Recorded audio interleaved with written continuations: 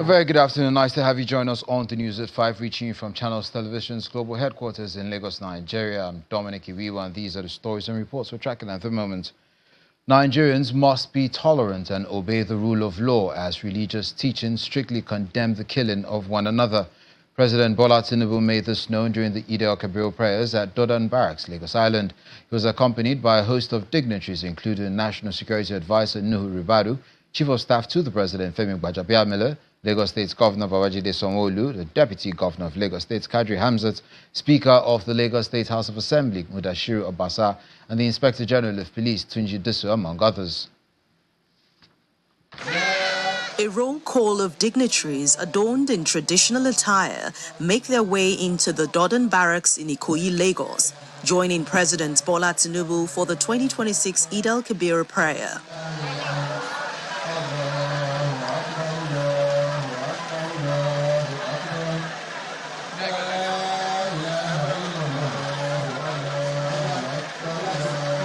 Unlike the open prayer grounds accessible to the general public, this is a restricted gathering. The National Security Advisor Nuhu Ribadu, the Chief of Staff to the President Femi Gbajabiamila, Lagos State Governor Babajide Sanwo-Olu, Deputy Governor Kadri Hamzat, and other top officials joined the President to observe the rites.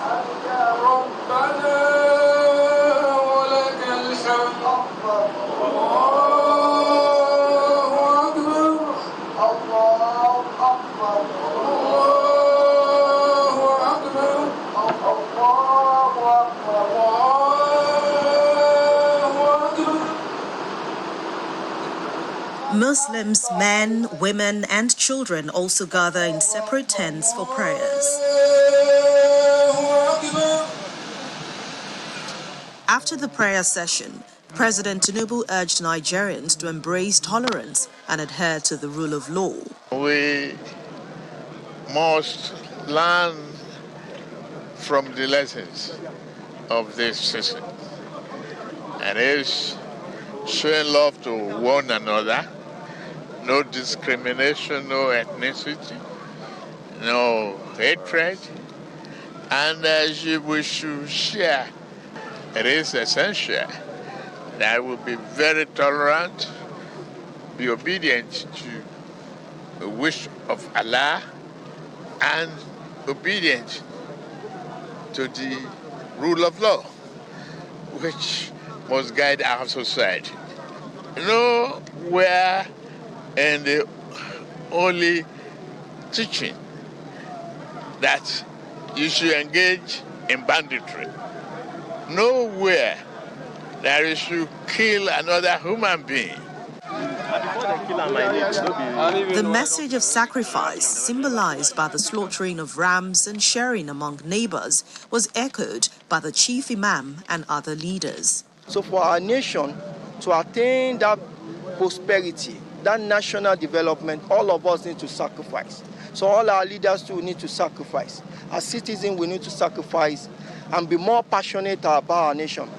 It is important at this stage for us to remember the members of the armed forces, especially those that are deployed in areas of operations.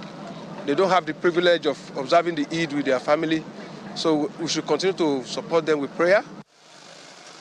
Other officials asked citizens to remain hopeful for a better nation and live in harmony. If you fear God, you will not kill another human being, you will not hurt another human being. So we must live in peace and harmony, and we pray that God will be with all of us and let us celebrate many more.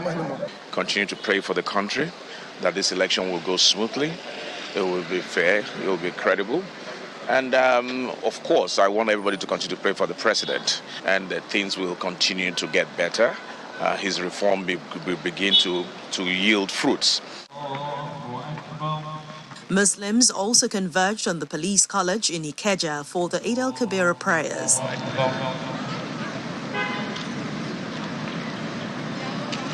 A central lesson of Eid al-Kabir is the call to show mercy and compassion regardless of ethnicity or religion.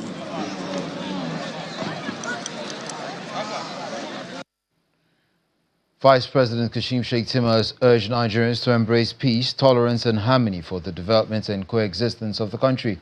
Vice President Shettima, who joined other Muslim faithful to observe the Eid Kabir prayers in Maiduguri, Borno State, also called on political leaders and citizens across the country to approach the 2027 electoral season with maturity and warned against divisive tendencies capable of undermining peace and stability. He said the administration of President Bola Tinubu remains committed to reducing the economic pressures facing the citizens through ongoing reforms and targeted interventions. Senator Shettima was joined at the Ramat Square Eid ground in Maiduguri by the Deputy Governor of Borno State, the Minister of Agriculture and Food Security, Senator Abubakar Kyari, members of the National Assembly and other senior government officials. Our message to Nigerians is to continue praying for peace and for mutual coexistence amongst all Nigerians. And as we enter the political phase, there is a need for maturity, for forbearance, and for generosity of spirit in our political interactions. Most importantly, what binds us together supersedes whatever that divides us. The world itself is in turmoil occasioned by the war in the Middle East. The cost of living indices globally has risen. I wish to call on Nigerians to exercise patience and tolerance. Governments at all levels are poised to ameliorate the sufferings of the Nigerian people. Let there be peace in the land. And let's pray for peace not only in Borno, but in all the nooks and crannies of this country, in the Sahel zone of West Africa, and in the world at large. Allahu Akbar, Allahu Akbar, Alhamdulillahi Rabbil Alameen, Ar-Rahman. As Muslims joined their counterparts all over the world to celebrate Eid al-Kabir, the chief imam of the Islamic Brotherhood of Nigeria Mosque, Sheikh Abdul Salam Adedokun, is asking citizens to embrace peace and sacrificial living while trusting God for a better tomorrow. The imam, who made this known in Abuja shortly after leading the Eid prayers, also asked Nigerians to be prayerful in order to overcome the economic and security challenges affecting the nation.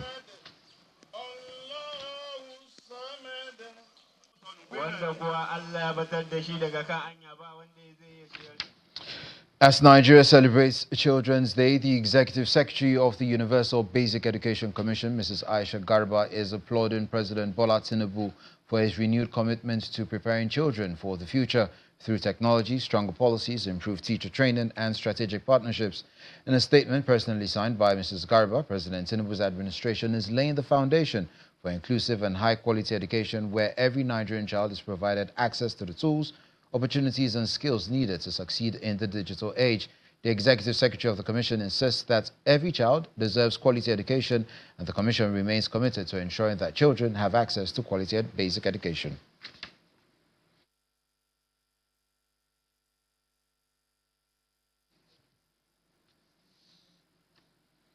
In Ebonyi State, the People's Democratic Party, that's the PDP, has announced Ifeanyi Chukwuma Odi as its consensus candidate for the forthcoming governorship election in the state.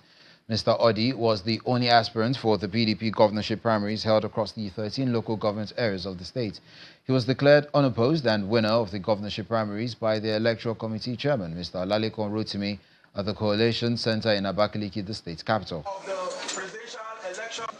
Carefully collating all the results and careful verification of all the results that emanated from all the local governments. Like I stated earlier, a total vote of 8,281 votes. I, as the returning officer for this election, hereby declare the outcome of this election as such, and I congratulate the winner and commend all the other people that have put so much into this process for their courage and everything they have put into this, organizing this. And I therefore declare and return Dr. Odi Ainju as the winner. Of Natasha In his acceptance speech, Mr. Ifeanyi Chukwuma Ode assured party faithful of his readiness to serve the people of the state by providing good governance that will benefit everyone. We are here this evening for the rescue of our own dear states. It is not time for sing praises. I don't need any person clapping hand for me. I don't need any person to sing praising about me. What we are looking for is a task ahead of us. And that task about how to recover Ebonyi for a better development. It is task for us to bring about true governance. The governance that will benefit the children unborn and born. The governance that will bring about good governance to the women and the men. It is about the governance that will bring about good welfare to the civil servant, to the teacher. It's about the governance that will bring about true economy in Ebonyi State. And that's why I made myself available under the platform of PDP. Put me on record. Ebonyi will never go into darkness again. Yes, sir! President Bola Tinubu's bid for a second term received a boost in Ogbolo local government area of Rivers State following the inauguration of the Renewed Hope ambassadors across the wards in the area. The gathering also witnessed renewed calls by Ijaw leaders to support the choice of the APC for the governorship of the state, despite reservations expressed in some quarters. Ogbolo local government area of Rivers State comes alive with songs, drumming and colorful displays as members of the Renewed Hope ambassadors are inaugurated in the area. The event forms part of ongoing grassroots mobilization efforts aimed at strengthening support for President Bola Tinubu ahead of the 2027 general elections. Today we are here to demonstrate the fact that we are very loyal to our leader, Dr. Ian Wike. As a people, we are determined to follow him. We are determined to deliver Mr. President as directed by our leader. Come 2027, we will show gratitude for everything he has done for us by voting him, re-electing him as President of the Federal Republic of Nigeria come 2027. Beyond endorsing the president's re-election bid, the gathering also provides a platform for stakeholders in Ogbolo to address debates surrounding the emergence of a non-Ijaw APC governorship candidate. So we want to confirm any local government area where we have our candidate, where any candidate is brought up under Nyesom Wike leadership, the entire Republic organization should stand behind him, and we assure you we will walk around the clock and make sure we stand behind all our candidates. The inauguration ceremony continues with the swearing-in of ward coordinators as the Rivers State coordinator of the Renewed Hope ambassadors reassures residents of the Tinubu administration's commitment to grassroots development. I believe that if Ogbolo people decide to turn their back on Mr. President, it's like telling Bomayaye not to go back to NDDC. Will you agree on that? Will you agree on that? So because he has done all this, you have actually given your support from Mr. President. Supporters say the inauguration signals a strong resolve to mobilize grassroots backing for President Tinubu and the Nyesom Wike-led political coalition in the area ahead of future political contests. You're watching News Track on Channels Television. Right after this break, we'll switch to politics, bring you in some more stories. Stay with us.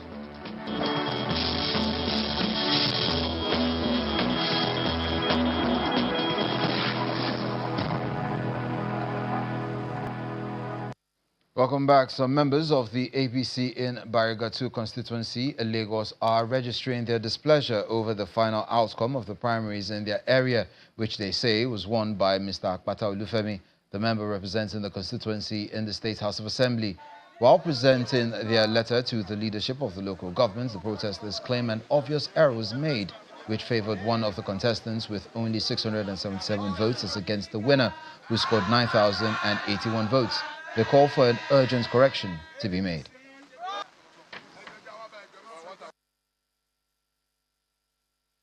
We know our leaders at the APC body, at the state level, we know there might be a mistake somewhere. We as people, we have to register our displeasure. We voted a massive for our Honorable Apata because he represented us well.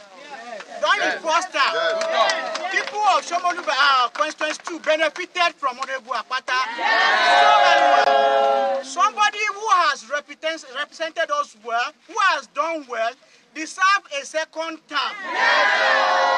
Somebody somewhere must have mistakenly put that name. Because it's impossible for somebody who came a distant third now for his name to be published among the candidates of people who is to represent Lagos State in the House of Assembly. So we as party men and women and youth, elderly people, market women, we are represented here. We are registering our displeasure. Following the ADC primaries in Lagos, reactions are beginning to trail the exercise as some aggrieved members are speaking out against the process. According to an aspirant, Islamiyat Uyefusi, the process contradicts the laid-down procedures of primaries in the party. She further stated that she won the primaries but was eventually left out as Bariga Road Viver was called as the winner of the primaries for the gubernatorial ticket for Lagos State. In order to have a better Nigeria for the future, we need to ensure that what we do it right, in the interest of everybody, in the interest of equality, in the interest of good governance, and in the interest of development of this nation. Good governance does not belong to government alone. Parties also have responsibility for that because it reflects from the party going forward. We cannot keep discriminating. I'm talking now from a women point of view, against the equality, the development of our women, and expect we are 60% of the population of Nigeria.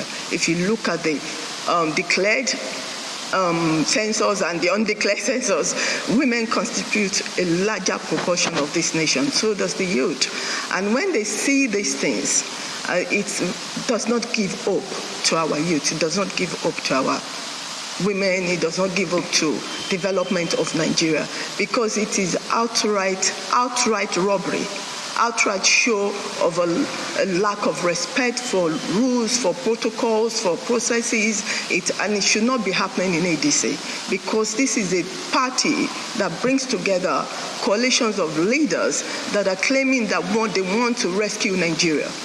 So we are supposed to be the example, the opposition example for good governance and good processes of doing things so that they give faith to the electorate that are coming to vote that there is hope for us on what we're saying we want to do. We are going to do it. But when we do this, the electorate cannot trust us. Tension is rising in Okeagaye community within the Iba Local Council Development Area of Lagos State following a demolition notice issued by the Federal Housing Authority. Residents say they were caught off guard by the markings on their homes and are now appealing for urgent government intervention.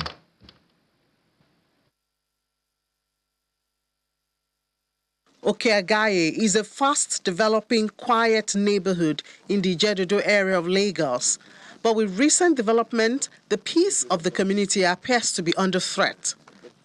On May 21, 2026, men identified as Federal Housing Authority officials visited the community and marked several houses for demolition within 7 days. The move sparked widespread concern among residents, many of whom now fear of losing their homes. All we are saying, save our soul. I just got back from work, so I met a woman whose house was also marked, and she told me that this is what happened, so I have to move around. I felt so bad and sad, looking back that where will I go from this place? I came back from my work on Saturday, that is on last week Thursday. Immediately I get here, I met the mark. I was so surprised that I gave him us 7 days. And the church has been here for 8 years. Residents say the FHA has been involved in disputes with homeowners over the years, leading to repeated marking exercise in Okeagaye and Ijedodo. When we saw the handwriting on the wall, because they told us themselves that no house will be demolished. But for us to be able to have a concrete agreement, we wrote back to them. Luckily, a letter saying that they will not demolish was given to us by the Federal Housing Authority. We are taking it. If you read it, no house is slated for demolition. And again, you look at the second paragraph. It says everything that the agreement that we reached at the palace place, that our KBAC's place, remained unchanged. Why the change of mind? If the intentions of the Housing Authority are not far-fetched, then a nearby billboard advertises Imperial City, a residential housing project on the Festac Phase 2, concession to the new Festac Property Development Company. Undeveloped portions of the land have also been refilled by the authority, a move seen as reinforcing its claim of ownership. We are only appealing passionately to the government, federal government and state government to see to our plight. At the time of this report, the marked houses remain standing. Meanwhile, residents remain anxious about what lies ahead, with all eyes on the Federal Housing Authority to see whether the planned demolition will proceed as announced. Channels Television continues effort to obtain the FHA's response.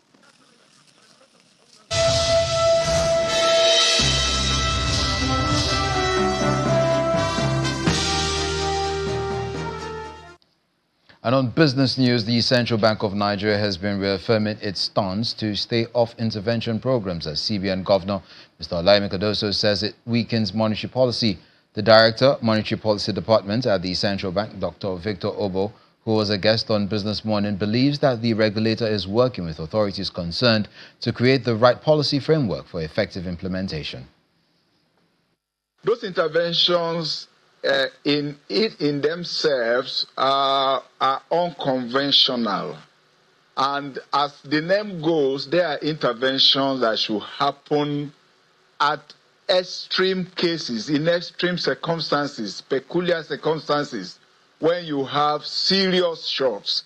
And those interventions are supposed to cease or be withdrawn after that. Unfortunately, we had a prolonged, lingering period of continuation of those interventions. What that did was to, raise the liquidity, the quantum of liquidity in the banking system. And actually, for the Central Bank of Nigeria and Central Bank all over the world, these are unconventional interventions.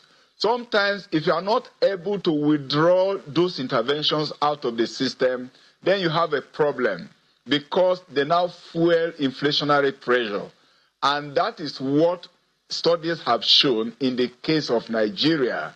So what the governor essentially was saying is that right now, the economy is grappling with a state of excess liquidity.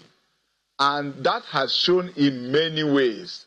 And that is what the central bank is doing. So you see a lot of mop-up going on in the system to ensure that those liquidity do not flare up inflationary pressure. The proposed sale of 40% of the Amukpe-Escravos pipeline has kept stakeholders asking questions about the process as well as the need for new assets in the oil and gas sector. The executive director of Plantrix Energy Limited, Mr. Mujid Dahiru, joined other stakeholders to ask for fairness and transparency in pricing of the 67-kilometer underground crude oil export route, as well as the necessity of new assets. We need to have more of these newer sets of pipeline networks that can actually replace the older ones, because Nigeria is still a heavily dependent on oil and gas economy. And so we cannot afford to actually ease investment. We need to increase investment in our network of pipeline, in our network of pipelines. Like you rightly pointed out earlier in the conversation, the APC pipeline that is linking the north and the south is reaching almost finishing point now. And so we need to sustain these investments and make sure that we boost investor confidence in order to attract more investment even into this expansion of pipeline networks. Ghana has officially launched a new electronic visa platform designed to speed up visa approval, simplify travel, and modernize immigration procedures as governments across Africa compete to attract tourists, investors, global businesses, and regional travelers. President John Dramani Mahama describes it as part of a wider push for repositioning Ghana as a continental gateway for business and tourism. The move is expected to reduce paperwork, long embassy processes, and travel bottlenecks that have historically discouraged movement across Africa, where visa restrictions remain among the highest global despite years of African Union integration efforts.